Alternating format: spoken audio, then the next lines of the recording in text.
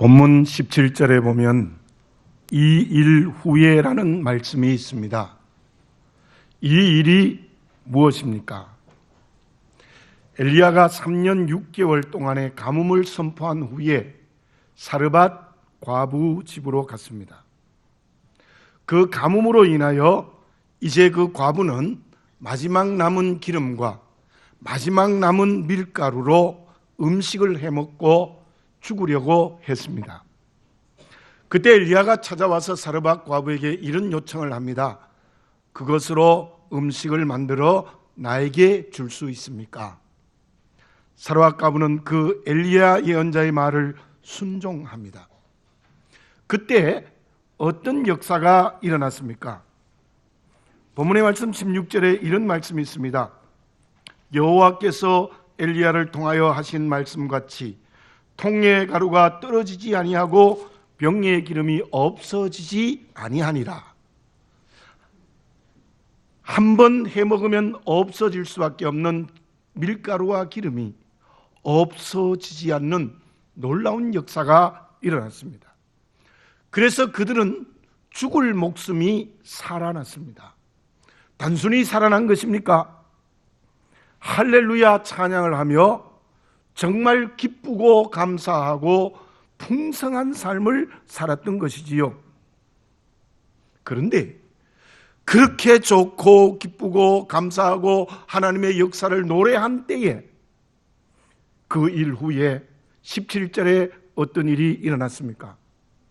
과부의 아들이 심한 병에 걸려서 생명을 잃어버렸습니다. 참으로 기가 막힌 재난의 사건이 일어났던 것입니다. 형통할 때는 할렐루야 찬양을 불렀는데 지금 엄청난 큰 재난이 닥쳐왔던 것입니다.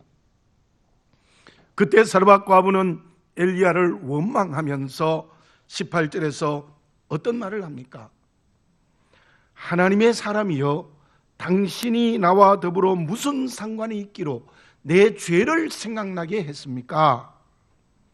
또 당신이 와서 결국은 내 아들을 죽게 했습니까? 울부짖었습니다. 그때 엘리야는 아무런 말을 하지 않고 침묵합니다. 본문에 기록되지는 않았지만 침묵했다는 것은 온유와 사랑의 마음으로 그 사르밧 과부를 대했다는 것입니다. 과부는 왜 울부짖었습니까? 아들이 죽었기 때문입니다. 강직하고 불같은 성격을 가진 엘리야입니다. 850명의 바알과 아세라 선지자를 기손 골짜기로 내려가서 다 쳐 죽여버립니다. 조금 어려움이 있다고, 이세벨의 칼이 무섭다고 저 로뎀나무 아래 가서 하나님 죽여달라고 하는 불같은 성격을 가진 사람이 엘리야입니다. 그런데 지금은 사랑과 온유한 마음으로 그 여인을 대하고 있습니다. 그 이유가 무엇입니까? 세계 제2차 대전이 끝난 후에 가장 큰 피해를 입은 민족이 유대인입니다. 600만이 나치의 학살을 당했습니다. 전후에 유대인들은 먹을 것도 없었고 살 집도 없었고 심지어 사랑하는 가족을 집집마다 잃어버렸습니다. 그때 어떤 사회학자가 조사원들에게 부탁하여 유대인들의 집을 조사하라고 이야기를 했습니다. 이 조사원들이 가보니까 그야말로 쓰러져가는 오막집에 살고, 그리고 한 조각의 빵으로 끼니를 연명하는 참으로 비참한 삶을 살아가고 있습니다. 돌아온 조사원들에게 사회학자가 물어봤습니다. 유대인들이 다시 살아날 수 있겠느냐? 대부분의 조사원들이 이렇게 말합니다. 이제 유대인들은 끝났습니다. 그런데 한 조사원이 이런 말을 합니다. 아닙니다. 유대인들은 분명히 다시 일어날 것입니다. 모든 사람이 안 된다고 하는데 당신이 말한 이유가 무엇입니까? 그랬더니 그 조사원이 이런 얘기를 합니다. 쓰러져가는 움막집에 한 끼의 음식을 때우기 위하여 빵 한 조각을 먹고 가족을 잃어버린 비통함이 있는 그들의 식탁 위에 꽃병에 아름다운 꽃이 어떤 집도 예외 없이 전부 꽃이 꽂혀 있었다는 겁니다.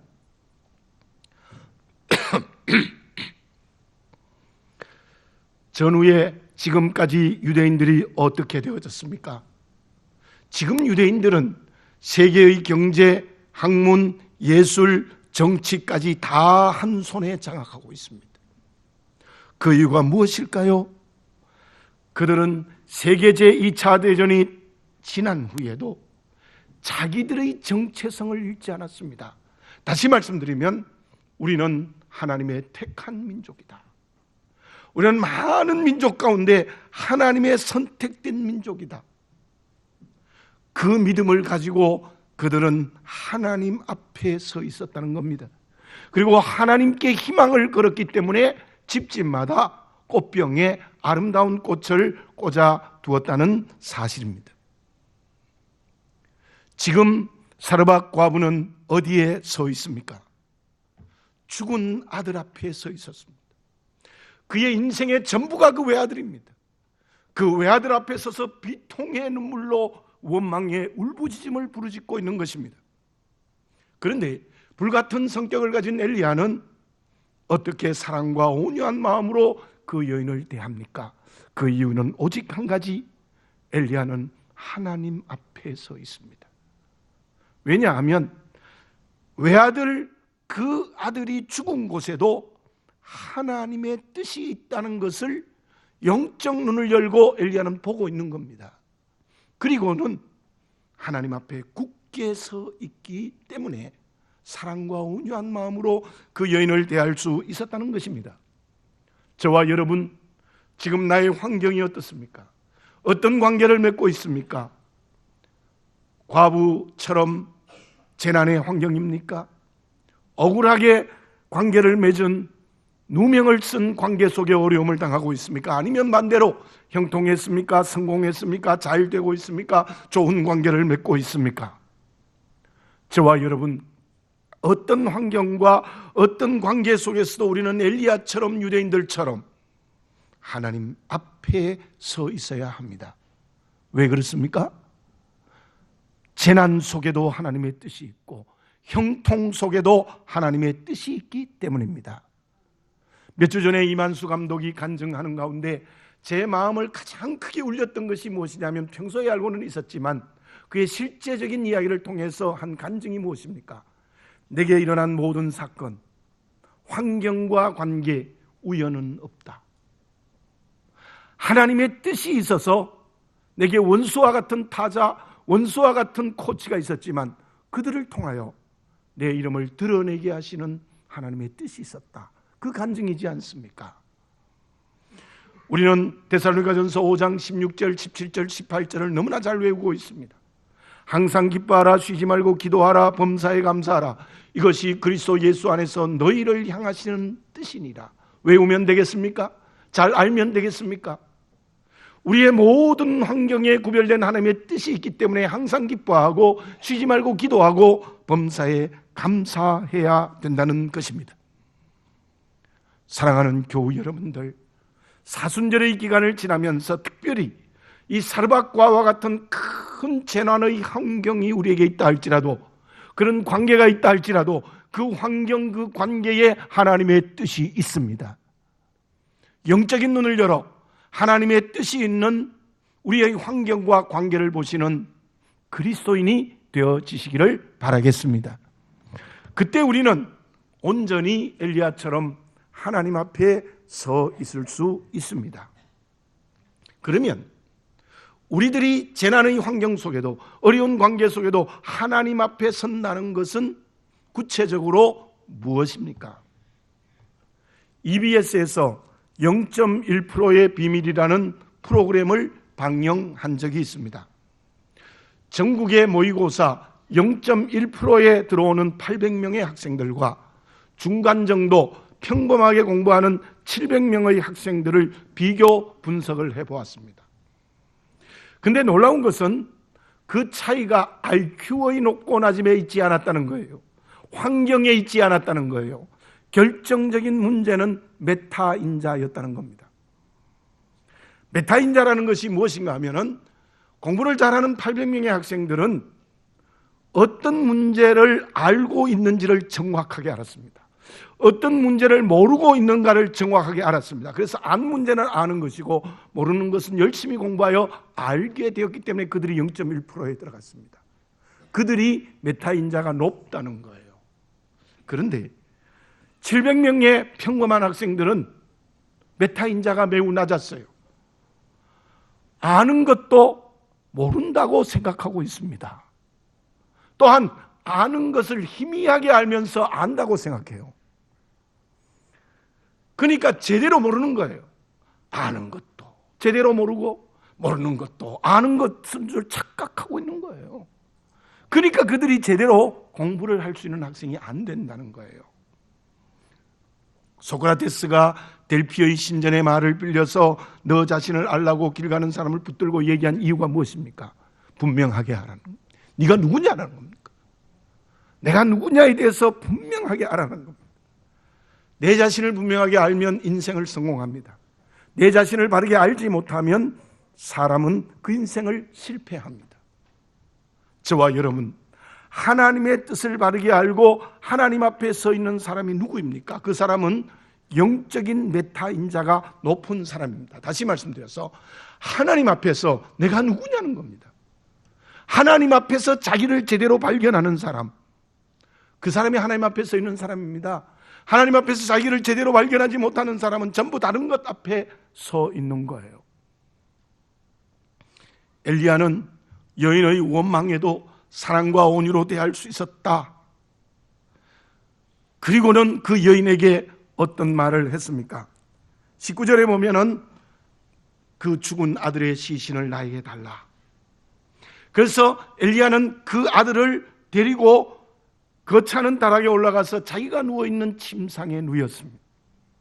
그리고 20절에 보면 부르짖어 하나님께 기도합니다. 여호와여, 주께서 또 내가 우고하는 집 과부에게 재앙을 내리사 그 아들을 죽게 하셨나이까. 그리고는 그 아위의 몸을 3번 펴서 엎드리고 또다시 여호와에 부르짖어서 여호와여, 원하건대 이 아이의 혼으로 몸에 돌아오게 하옵소서 간절히 기도했습니다. 이 기도 속에 엘리야의 2가지를 볼 수 있습니다. 첫째는 그 아이를 여인의 품에서 내 품에 안았다는 것은 무엇입니까? 그것은 여인의 문제를 내 문제로 삼은 사랑입니다. 지극한 사랑입니다. 어쩌면 엘리야는 그 외아들이 죽은 것이 비통하기는 하지만 자기 문제는 아닙니다. 그런데 그 여인의 문제를 내 문제로 알았습니다. 특별히 몸을 3번이나 굽으렸다는 것은 정말 이 아이의 문제가 내 문제로 바뀌어진 겁니다. 그리고 간절히 기도했지요. 그 기도의 내용에 부르짖어 기도한 내용에서 이 엘리야는 자기를 분명하게 발견하고 있습니다. 무슨 말입니까? 하나님, 나는 이 아이를 살릴 수 있는 능력이 없습니다. 하나님의 전능의 능력으로 살려주십시오라는 간절한 기도로 부르짖고 있는 거예요. 무슨 말입니까? 나는 능력이 없습니다. 나는 무능합니다. 나는 죄인입니다. 하나님 전능하시고 하나님 의로우시고 하나님 완전하시기 때문에 하나님이 이 아이를 살릴 수 있습니다라는 처절한 기도였다는 것이에요. 다시 말씀드리면 엘리야는 하나님께 기도하면서 자기를 발견한 거예요. 하나님 전능하십니다. 나는 한계가 있습니다. 왜 바리새인이 성전에 올라가며 기도했는데 하나님이 응답하지 않았습니까? 자기를 발견하지 못했기 때문에 그래요. 나는 의인입니다. 나는 잘났습니다. 나는 공로가 있습니다. 나는 11조도 하고 안식일도 잘 지켰습니다. 자기를 제대로 발견하지 못했기 때문이에요. 근데 그 세리의 기도는 하나님이 들으셨다. 응답하셨다. 왜요? 세리는 자기를 바르게 발견한 거예요. 하나님, 나는 죄인입니다. 가슴을 치면서 하나님, 나는 죄인입니다. 자기를 발견했기 때문에 하나님이 응답해 주신 것입니다. 저와 여러분, 기도만이 아닙니다. 우리의 모든 믿음의 삶에서 자기를 발견하지 못하면 하나님 앞에 설 수 없습니다. 기도요, 자기가 다 결정해놓고 기도하는 사람 많아요. 내가 전능해요. 내가 다 결정해놓고 기도한 기도 하나님 뭐라고 들으실 게 무엇이 있습니까? 하나님께 맡기는 겁니다. 지금 엘리야는 하나님 전능하십니다. 나는 못합니다. 이걸 분명한 자기 발견을 했다는 것입니다. 사명을 감당한도 마찬가지예요. 내 힘으로 하는 게 아니에요. 우리 교회가 원래 성령의 능력으로 예수 그리스도의 증인이 되자지 내 능력으로 예수 그리스도의 증인이 되는 겁니까? 그 말씀 자체도 나는 못합니다. 나는 한계가 있습니다. 나는 무능합니다. 여러분들 많이 공부한 사람일수록, 경험을 많이 한 사람일수록, 내가 많이 안다고 하는 사람일수록 하나님 앞에 정말 절대적으로 무능하고 죄인이 되는 자기를 발견하는 엘리야가 되시기를 바라겠습니다. 그때 하나님 앞에서는 그리스도인이 되고 그 하나님 앞에서 하나님의 뜻을 발견할 수 있게 되는 거예요. 우리 주님의 십자가가 무엇입니까? 저와 여러분들의 죄를, 저와 여러분들의 모든 죄를 자기의 것으로 삼으신 사랑이 십자가입니다. 엘리야와 어쩌면 똑같습니다. 그리고 우리 주님은 하나님이 있어도 하나님의 뜻을 이루기 위하여 십자가를 지시는 겁니다. 예수님은 사람이 되신 자기를 바르게 발견하여 십자가를 지셨기 때문에 저와 여러분들을 구원하신 것입니다.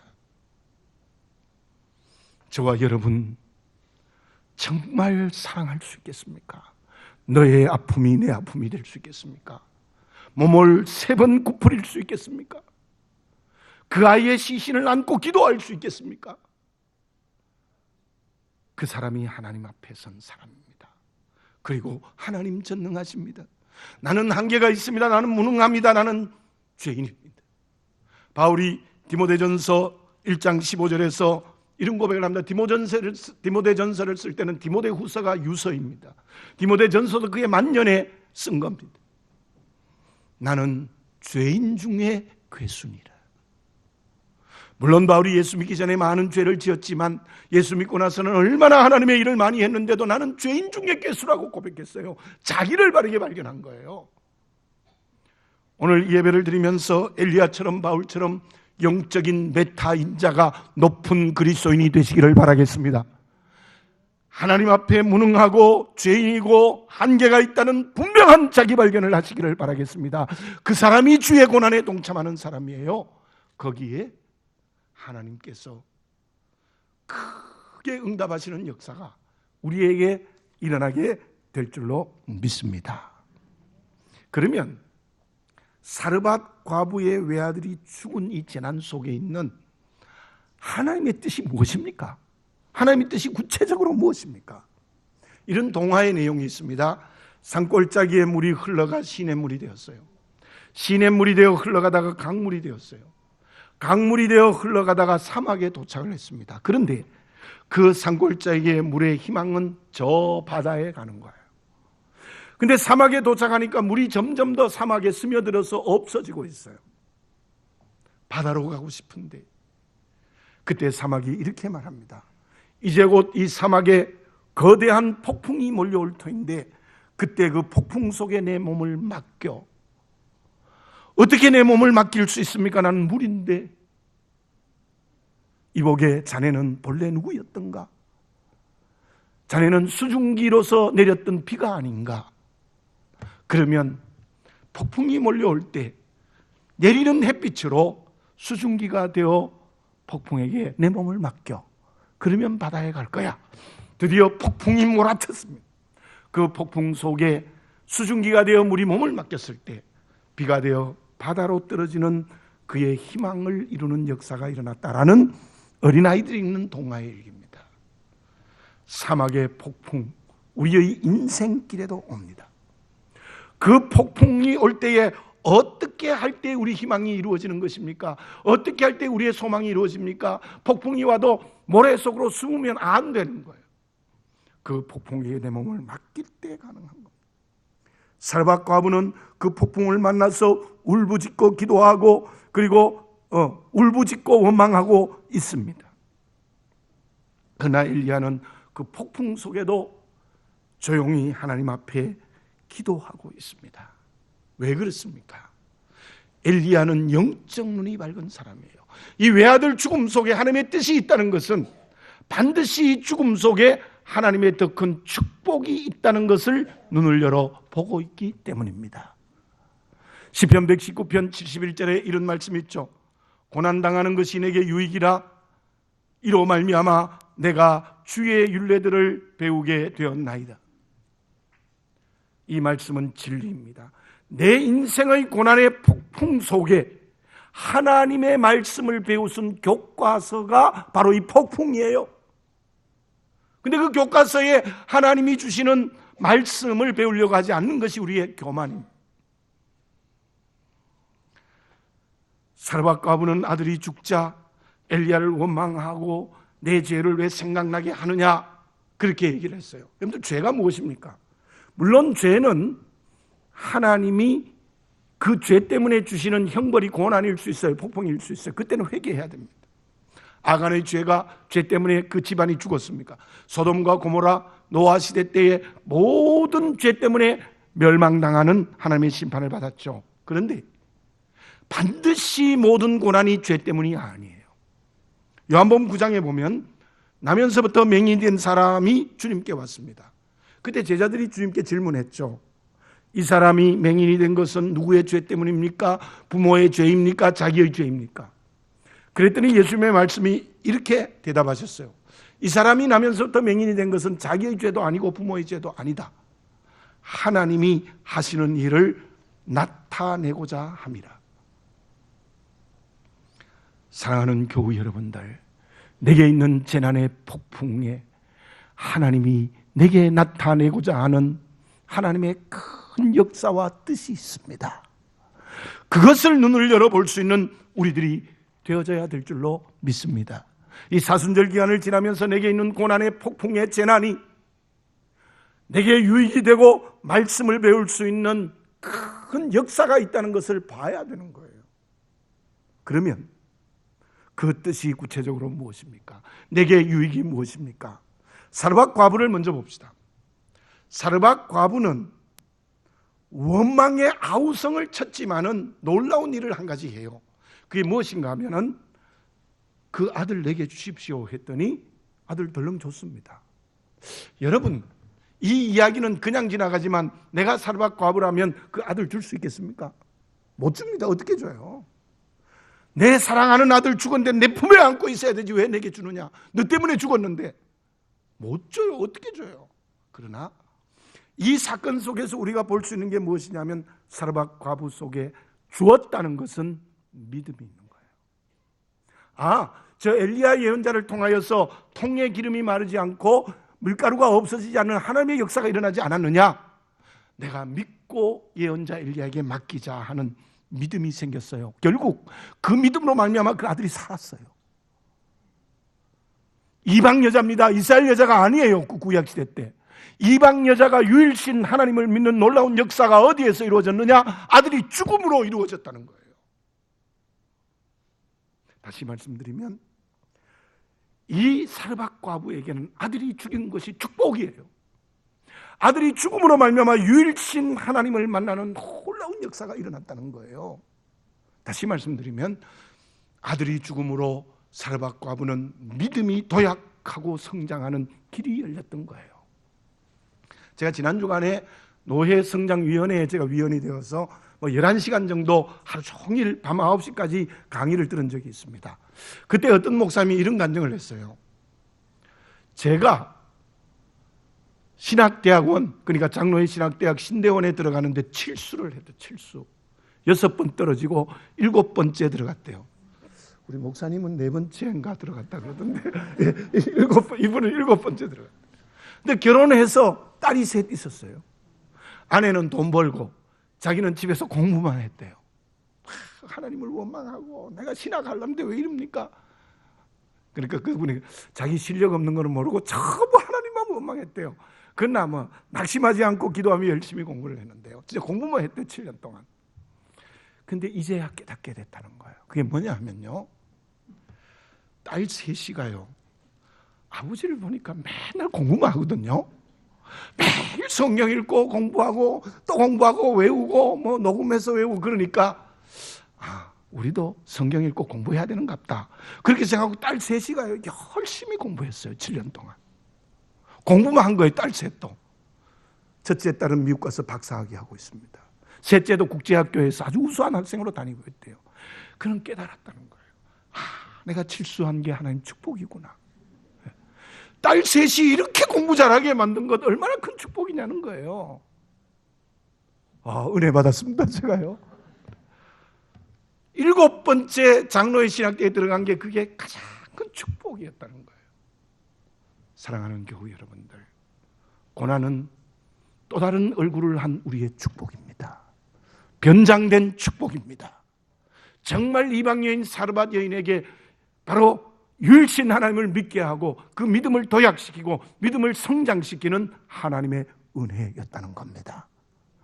우리의 고난 속에 이 축복이 있다는 것을 눈을 열어보는 우리들이 되어져야 될 줄로 믿습니다. 엘리야는 어떻습니까? 엘리야는 처음 하나님의 소명을 받고 그리 시냇가에 가서 까마귀가 주는 음식을 먹고 시냇물을 마시며 생명을 연장했어요. 드디어 가뭄이 되어 물이 다 말라버렸을 때 사르밧 과부의 집에 와서 밀가루 통에 밀가루와 기름으로 연명하고 있습니다. 그런데 이건 모두 엘리야를 훈련하는 겁니다. 지금 하나님께서는 엘리야를 통하여 한 생명이 죽었는데 살리시는 능력의 역사를 보여줍니다. 왜요? 바로 다음에 있을 온 민족을 살려야 하는 사명의 믿음을 주시기 위해서예요. 걱정하지 마라, 두려워하지 말라, 너 기도하니 사람이 살았지 않느냐, 너 850명의 발과 아세라 선지자가 되려 너 이긴다, 그 믿음의 훈련을 하신 거예요. 다시 말씀드리면 엘리야는 이 일을 통하여 더 큰 사명의 문을 열었습니다.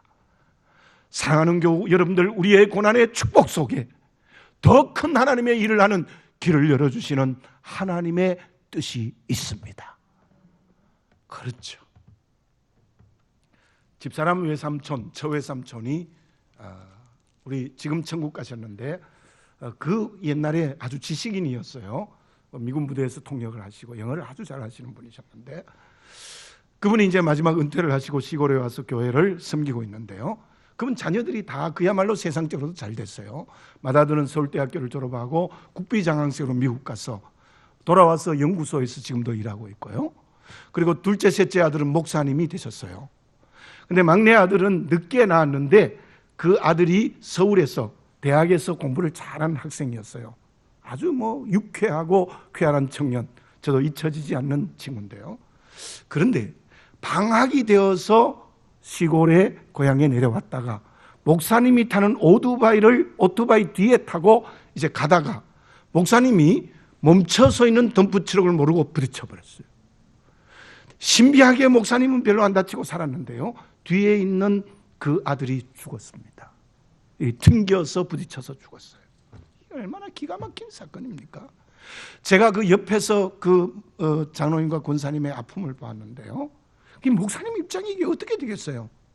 그래서 목사님이 장로님 앞에 가서 사표를 했습니다. 제가 도저히 목회할 수 없습니다. 그랬더니 장로님이 이렇게 말씀하셨어요. 목사님, 아들이 천국 갔을 겁니다. 하나님의 뜻이 있습니다. 목사님이 가면 나는 어떻게 합니까? 강하게 완강하게 거절하셨어요. 그런데 참으로 놀라운 것은 그 일이 온 동네에 알려지게 되고 그 시골 교회가 부흥하는 계기의 역사가 일어났습니다. 사랑하는 교우 여러분들, 이 사순절을 지나는 고난의 기간에 우리가 정말 주의 고난에 동참한다는 것은 믿음의 도약을 시키는, 믿음을 성장케 하는 하나님의 축복이 재난입니다. 그 재난 속에 우리의 사명의 문을 여는 큰 역사가 있습니다. 우리 성함교회도 그 고난의 눈물 속에 우리 교회가 시작하지 않았습니까? 우리가 다시 한번 변장된 축복으로 주시는 고난 속에는 하나님의 뜻을 보는 우리가 되어져야 될 줄로 믿습니다. C.S. 루이스는 이런 말을 합니다. 고난은 모든 그리스도인에게 일어난다. 그러나 그 고난을 주시는 하나님은 나쁜 하나님이 아니라 좋고 선한 하나님입니다. 왜냐하면 그 고난을 통해서 반드시 그리스도인을 축복하기 때문이다. 그러한 하나님의 뜻을 보는 우리가 되어질 때 주님의 고난에 동참하는 그리스도인이 될 수 있을 줄로 믿습니다. 결과는 어떻게 되어졌습니까? 22절에 보니까 살아났습니다. 기도를 하나님 받고. 그리고 23절에 보니까 그 엘리야의 살아난 아들을 안고 어머니에게 살아났다고 얘기할 때 24절에서 여인이 엘리야에게 어떤 말을 했습니까? 이제야 당신은 하나님의 사람이시요 당신의 입에 있는 여호와의 말씀이 진실한 줄 아노라. 이제야 욥이 온갖 고난을 다 겪고 난 다음에 마지막 그 은혜 앞에서 욥기 42장 5절에서 무엇이라고 말했습니까? 내가 주께 대하여 귀로 듣기만 하였사오나 이제는 눈으로 주를 배움나이다. 이제는 여러분들, 이 축복이 우리의 고난 속에 있음을 눈을 열어보는 그리스도인이 되어져야 될 줄로 믿습니다. 암스테르담의 한 자판기에 이런 글이 있습니다. 3분만 꼼짝하지 않고 서 있으면 캔의 음료수를 공짜로 주겠습니다. 진짜로요. 3분만 꼼짝하고 탁 서 있으면 음료수가 타닥 공짜로 떨어져요. 근데 조금만 움직이면 안 주는 거예요. 기계가 인식을 해서. 회사가 현대인들이 너무 바쁜 일상 속에서 움직이니까 3분의 여유를 주기 위한 캠페인으로 한 것입니다. 우리는 어디에 서 있습니까? 어디에 서 있습니까? 주님은 묻습니다. 자기 앞에, 세상 앞에, 사람 앞에, 물질 앞에, 권력 앞에 서 있지 않습니까? 우리는 어떤 환경과 관계 속에도 하나님의 뜻이 있는 하나님 앞에 서야 합니다. 그 사람이 주님의 고난에 동참하는 그리스도인이 되는 줄로 믿습니다. 기도드리겠습니다. 사랑하는 아버지 하나님, 감사합니다.